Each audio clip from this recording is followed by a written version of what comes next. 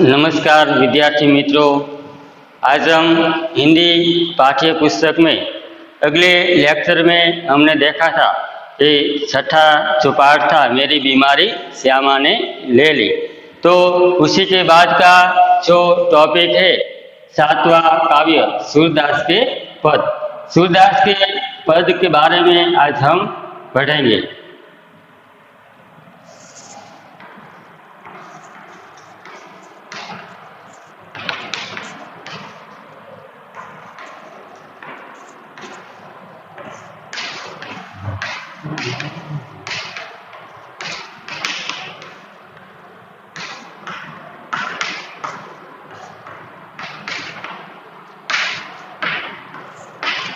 सूरदास के पद यानी कि इस काव्य का साहित्य प्रकार है पद्य। पद्य यानी कि कविता।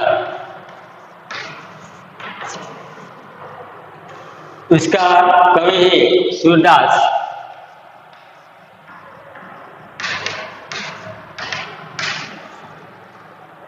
महाकवि सूरदास जी का जन्म कुछ लोगों के मत अनुसार दिल्ली के पास सिही नामक गांव में हुआ था और कई लोगों का मानना है कि उसका जन्म मथुरा के पास रेणुका क्षेत्र में हुआ था। इनका जन्मांध होना, जन्म से अंध होना भी विवादास्पद है। वल्लभाचार्य उनके गुरु थे। इनकी प्रेरणा से श्रीनाथ जी ने कृष्ण की लीलाओं में संबंधित पदों की रचना की है। श्री कृष्ण के अनन्य भक्त सूरदास थे। सूरदास जी ने श्री कृष्ण की भक्ति ही उनके मन की शांति मानी है।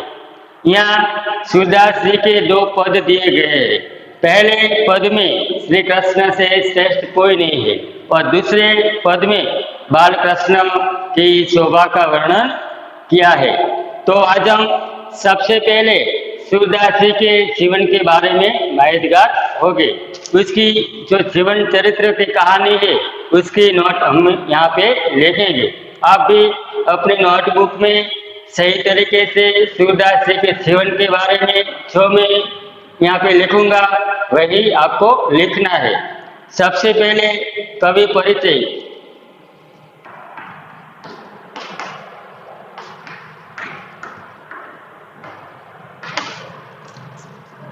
नाम सूरदास।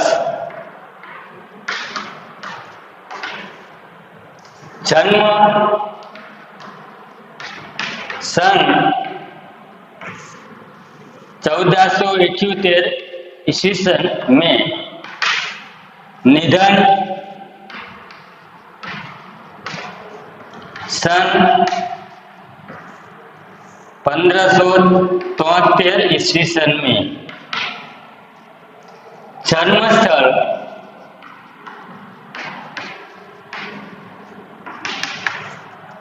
महाकवि सूरदास जी का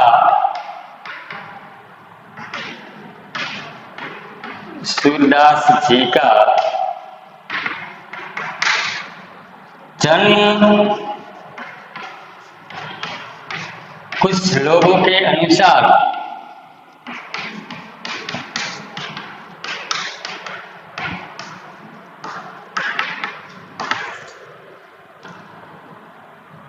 दिल्ली के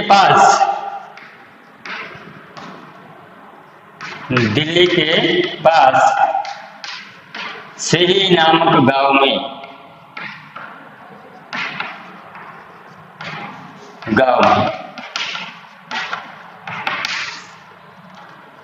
कई लोगों का मानना है कि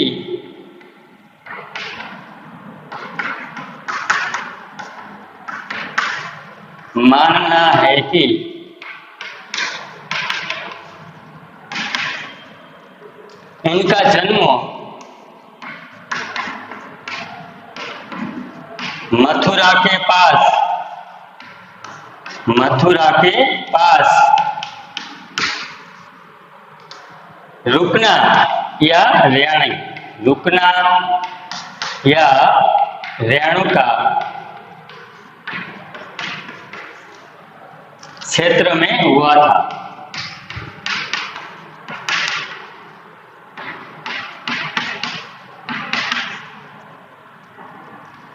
इनका जन्मांध होना भी, इनका जन्मांध होना भी विवादास्पद है।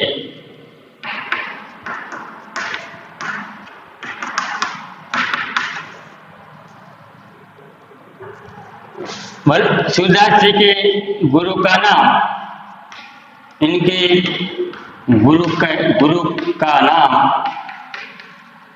वल्लभाचार्य थे।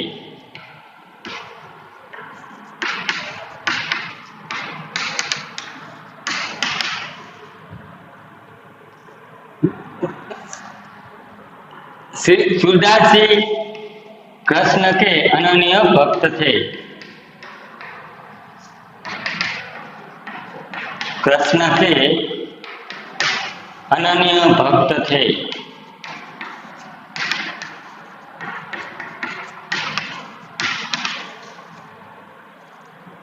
रचनाएं,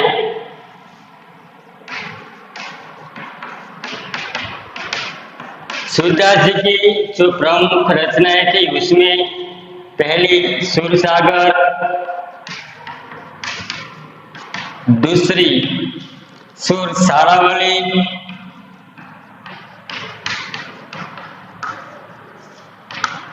और तीसरी साहित्य लहरी। साहित्य लहरी। तो विद्यार्थी मित्रों, आज हम सूरदास जी के जीवन चरित्र के बारे में यहाँ बताऊंगा। उसका मूल नाम सूरदास, जन्म सन 1478 ईस्वी सन में और निधन सन 1573 ईस्वी सन में। जन्मस्थल, सूरदास जी का जन्म कहाँ हुआ था उसी के बारे में भी हमने यहाँ बताया है। तो महाकवि सूरदास का जन्म कुछ लोगों के अनुसार दिल्ली के पास सिही नामक गांव में उसका जन्म हुआ था।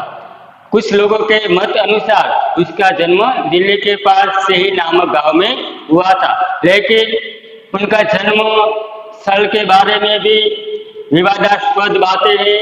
कई लोगों का मानना है कि इनका जन्म मथुरा के पास रुकना या रेणुका क्षेत्र में हुआ था।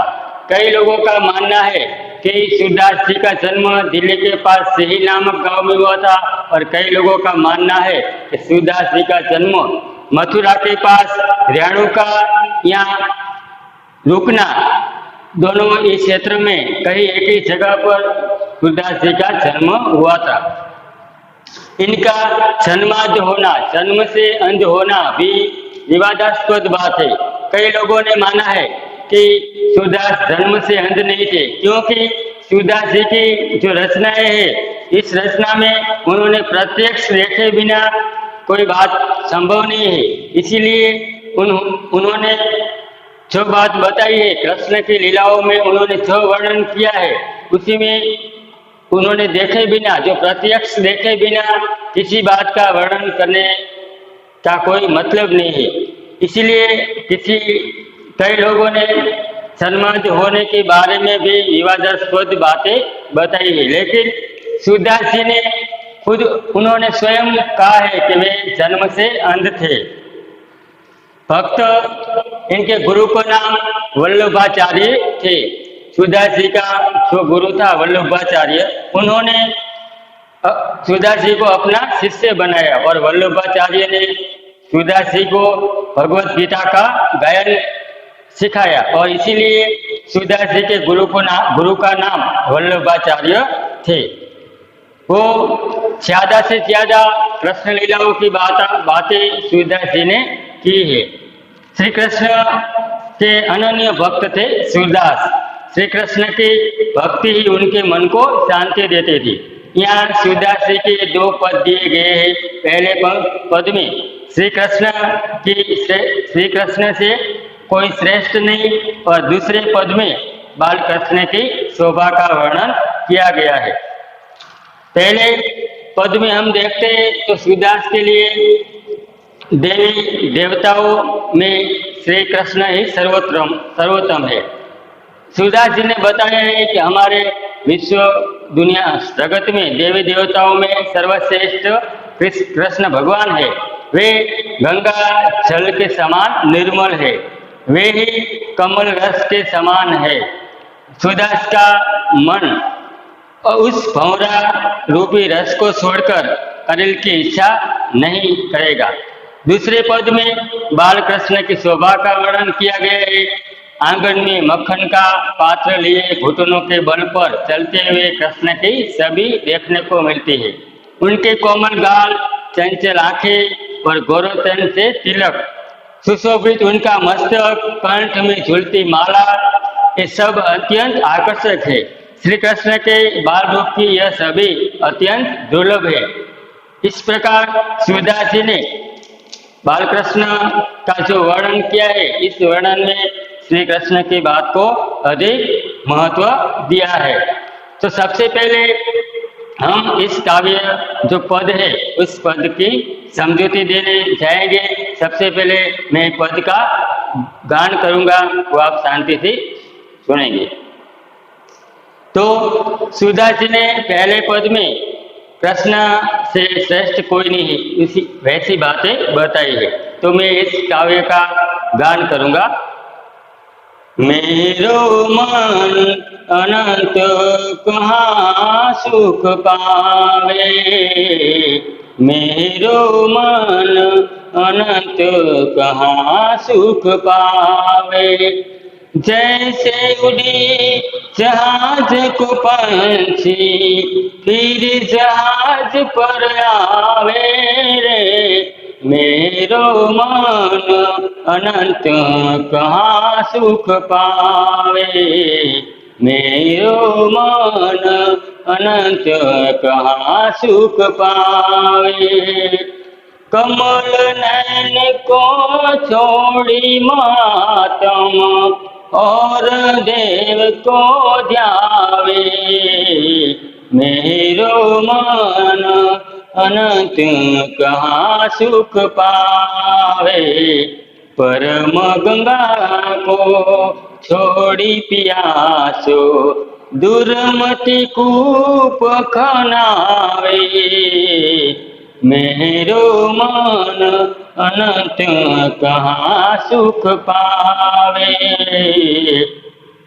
जेहि मधुकर अम्बुज रस चाख्यो, क्यों करील फल भावे रे, मेरो मन अनंत कहाँ सुख पावे।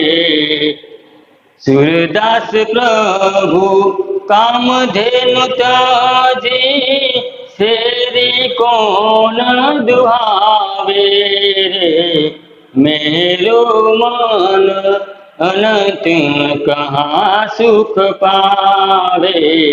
जैसे उड़ी जहाज को पंछी फिर जहाज पर आवे, मेरो मन अनंत कहाँ सुख पावे, मेरो मन अनंत कहाँ सुख पावे। तो आज हम सूरदास जी का जो पहला पद है विनय तथा भक्ति, तो सूरदास जी ने पहले पद में सूरदास जी कहते हैं कि मेरा मन श्री कृष्ण के सिवाय और कहीं सुख नहीं पाता। जैसे जहाज का पंछी जहाज से उड़कर फिर जहाज पर ही वापस आता है, उसी तरह मेरा मन अन्य देवताओं के यहाँ से भटक कर फिर श्री कृष्ण के चरणों में ही लौट आता है। मेरो मन अनंत कहाँ सुख पावे। कमल नयन श्री कृष्ण की महिमा छोड़कर व्यक्ति किसी देवता का ध्यान कैसे धर सकता है। यदि कोई प्यासा व्यक्ति गंगा की पवित्र नदी को छोड़कर अपनी प्यास बुझाने के लिए कुआं खुदवाए तो उसे मूर्ख ही माना जाएगा।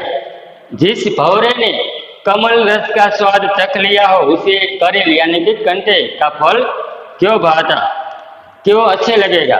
सूरदास जी कहते हैं कि मेरे तो प्रभु कामधेनु के समान है, मेरे ऐसे प्रभु को छोड़कर बकरी को कौन दुहेगा, मेरो मन अनंत कहाँ सुख पावे। पहली पंक्ति में सूरदास जी ने बताया है कि मेरो मन अनंत कहाँ सुख पावे। सूरदास जी कहते हैं कि मेरा मन श्री कृष्ण के सिवा और कोई सुख नहीं पाता, मेरो मन अनंत कहाँ सुख पावे। अनंत शब्द है यानी कि अन्यत्र। तो विद्यार्थी मित्रों, आज हम इस पद के जो अपरिचित शब्द है वो मैं यहाँ पे लिखते जाऊंगा। आपको भी ये अपरिचित शब्द अपनी नोटबुक में लिखना है।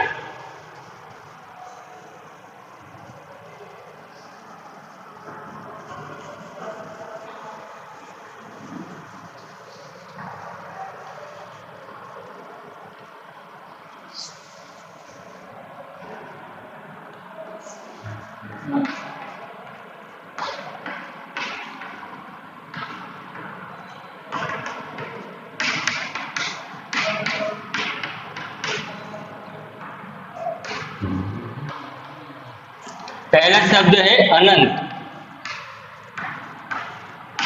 अनंत यानी कि अन्यत्र। सूरदास जी बताते हैं कि मेरा मन अन्यत्र किसी देव के सिवाय, श्री कृष्ण के सिवाय और कोई सुख नहीं पाता।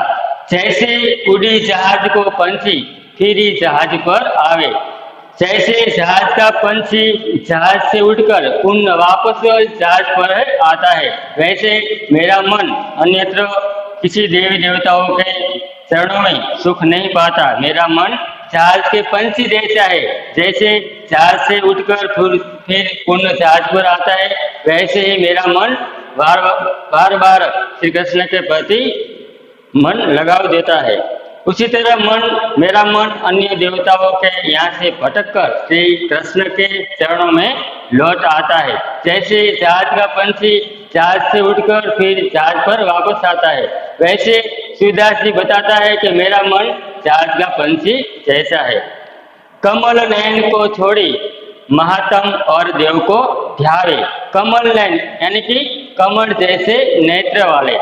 सूरदास जी ने कृष्ण की नेत्रों का जो वर्णन किया है उनमें उन्होंने बताया है कि कमल नयन, कमल नयन यानी कि कमल जैसे नेत्र वाले।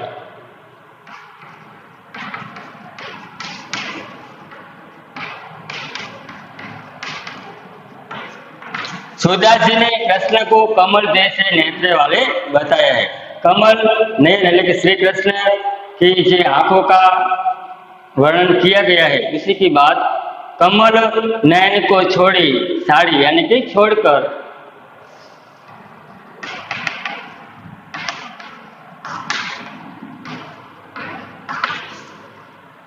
कमल जैसे नेत्र वाले कृष्ण को छोड़कर महात्म यानी कि महिमा और देव को ध्यावे। कमल नयन श्री कृष्ण की महिमा को छोड़कर वह अन्य किसी देवता का ध्यान कैसे धर सकता है। सूरदास जी अपने कृष्ण को ही परम भक्त है, इसीलिए श्री कृष्ण को ही आराध्य देव माना है। श्री कृष्ण की महिमा बताते हुए सूरदास जी कहते हैं कि कमल जैसे नेत्र वाले देवी देवताओं को छोड़कर किसी देवता के पास हम कैसे जा सकते हैं, कैसे ध्यान धर सकता है। आगे परम गंगा को छोड़ी प्यासो दुर्मति कूप खनावे। उसी ने बताया है सूरदास जी ने कि हमारे आराध्य देव श्री कृष्ण है, तो वैसे ही परम गंगा को छोड़ी, जो पवित्र गंगा नदी बहती है, उसी को छोड़कर प्यासो यानी कि प्यासा,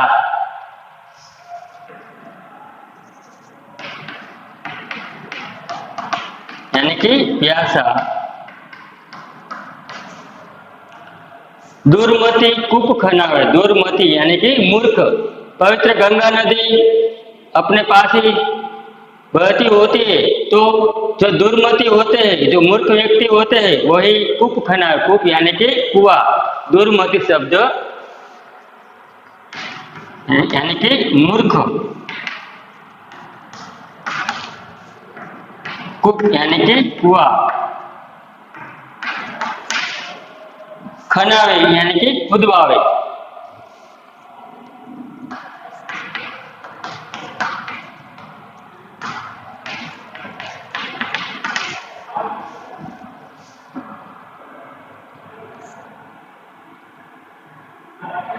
यदि कोई प्यासा व्यक्ति पवित्र गंगा जल को छोड़कर अपनी प्यास बुझाने के लिए कुआं खुदवाए तो उसे मूर्ख ही कहा जाएगा। इसलिए सूरदास जी कहते हैं कि मेरा मन श्री कृष्ण के सिवाय और कोई कहीं सुख नहीं पाता। जैसे जहाज का पंछी जहाज से उड़कर पुनः फिर जहाज पर भटकता है। सिंह मधुकर अमुद रस चाखियो, क्यों करेल फल भावे। सूरदास जी ने बताया है कि सिंह मधुकर, मधुकर यानी कि भंवरा, जिन भंवरों ने मधुकर यानी कि भंवरा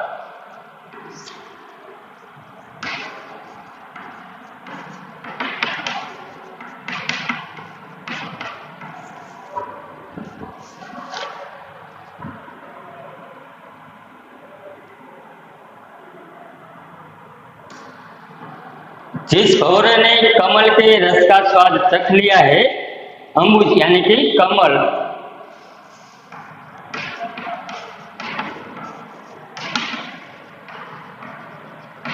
कमल, इस भंवरे को क्यों करेल फल भावे। करेल यानी कि कंटीला पौधा, जिस भंवरे ने कमल का रस चख लिया है उस भंवरे को करेल, करेल यानी कि कंटीला पौधा कैसे भावे। करेल यानी कि कंटीला।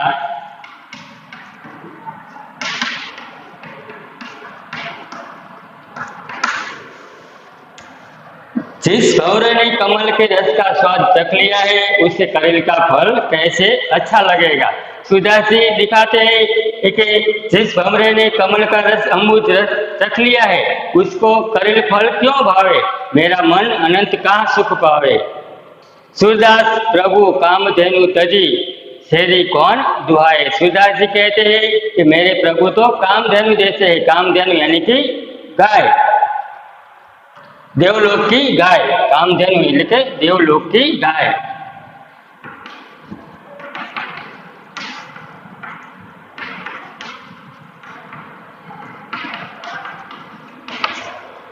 मेरे प्रभु तो कामधेनु जैसे है, मेरे प्रभु कामधेनु जैसे है तो उसी को त्यजी यानी कि छोड़कर, शेरी यानी कि बकरी, बकरी को कौन दुहाए, शेरी यानी कि बकरी।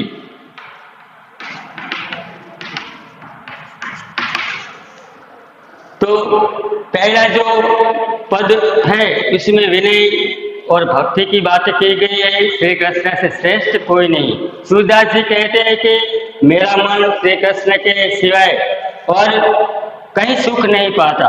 जैसे जहाज का पंछी जहाज से उठकर पुनः वापस जहाज पर आता है तो मेरा मन कहीं सुख नहीं पाता, उसी तरह मेरा मन अन्य देवताओं के यहाँ से भटककर फिर वापस श्री कृष्ण के चरणों में लौट आता है। कमल ने श्री कृष्ण की महिमा को छोड़कर वह अन्य किसी देवता का ध्यान कैसे धरेगा। यदि कोई प्यासा व्यक्ति पवित्र गंगा नदी को छोड़कर अपनी प्यास बुझाने के लिए जो कुआं खुदवाए तो उससे जैसा कोई मूर्ख नहीं है। जिस भंवरे ने कमल का रस चख लिया है उस भंवरे को करेल का फल कैसे भाता, कैसे अच्छे लगेगा। तो सूरदास जी ने पहले ही पद में अपने प्रभु को कामधेनु के समान बताया है, उन्हें छोड़कर बकरी को कैसे कौन दुहेगा उसी की बात कही गई है। तो पहले पद में श्री कृष्ण ने अपने जो आराध्य देव है श्री कृष्ण, इससे श्रेष्ठ कोई नहीं है, उसी की बात बताई गई। तो दूसरी बात, दूसरे पद में बाल कृष्ण की शोभा का वर्णन।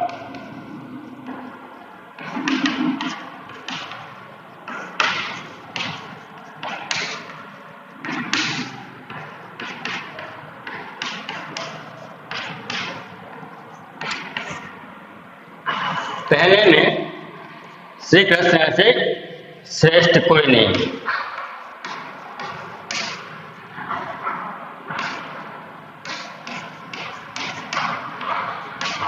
श्रेष्ठ कोई नहीं।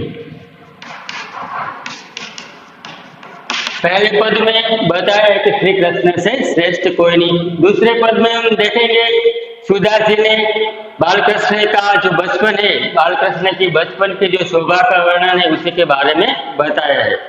शोभित कर नवनीत लीहे, हाथ में नवनीत यानी कि मक्खन, कर यानी कि हाथ, कर यानी कि हाथ, नवनीत यानी कि मक्खन।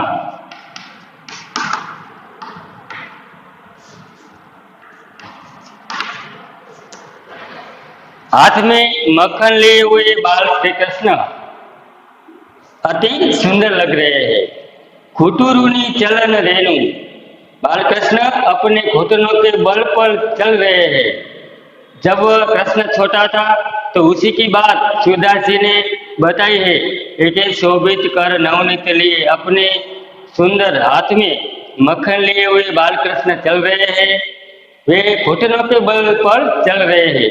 तन मंडित मुख दधि लेप किए, तन यानी कि शरीर, मंडित यानी कि सुशोभित।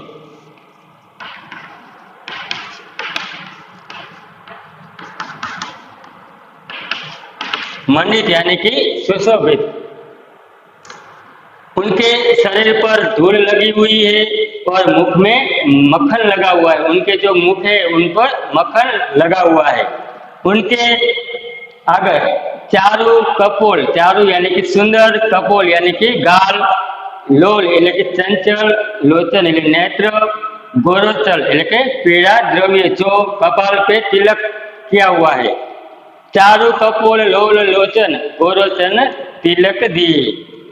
श्री कृष्ण उनके शरीर पर धूल लगी हुई है और मुख में मक्खन लगा हुआ है। उनके गाल सुंदर और नेत्र चंचल है। उनके माथे पर गोरोचन का तिलक लगा हुआ है। जो यहाँ पर शब्द है कपोल यानी कि गाल।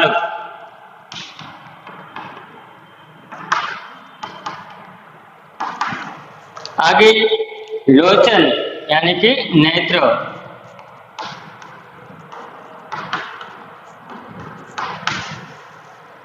और लोल यानी कि चंचल।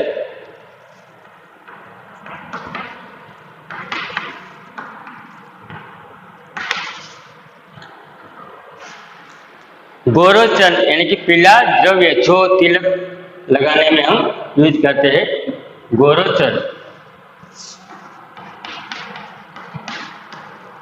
यानी कि पीला द्रव्य।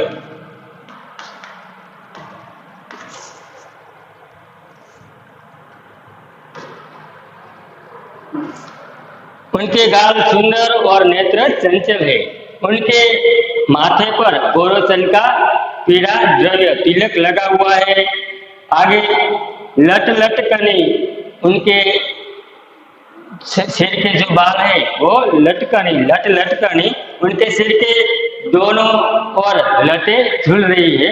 मनु मधु मधुपगन मादक मधु ही ये, जैसे मस्त मधु पीकर जो भंवरा मस्त हुआ है वैसे ही उनके सिर के जो बाल है वो लटे झूल रहे हैं। आगे कंठूला कंठ, उसके गले में माला है, उसको कंठूला कंठ कहते हैं।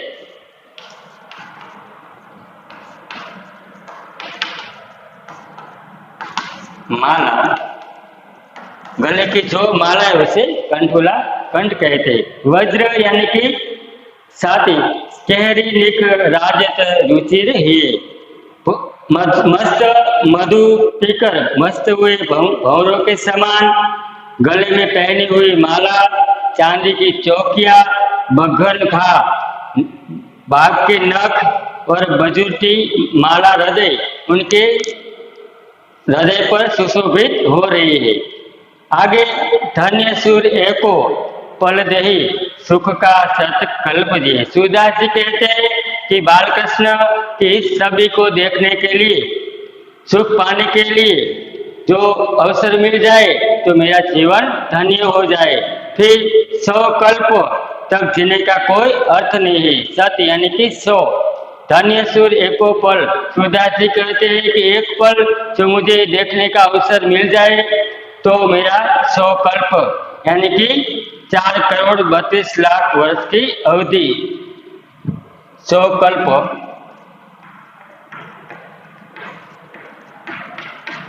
4,32,00,000 की अवधि।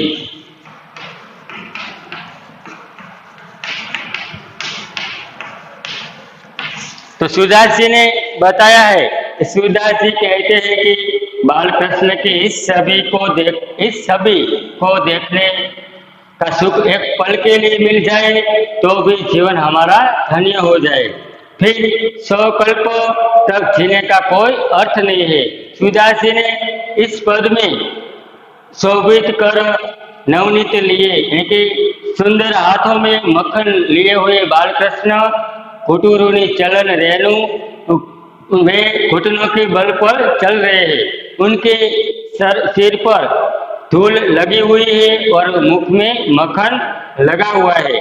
उनके गाल सुंदर और नेत्र चंचल है। उनके माथे पर गोरोचन का तिलक लगा हुआ है। उनके सिर के दोनों ओर लटे झूल रहे हैं।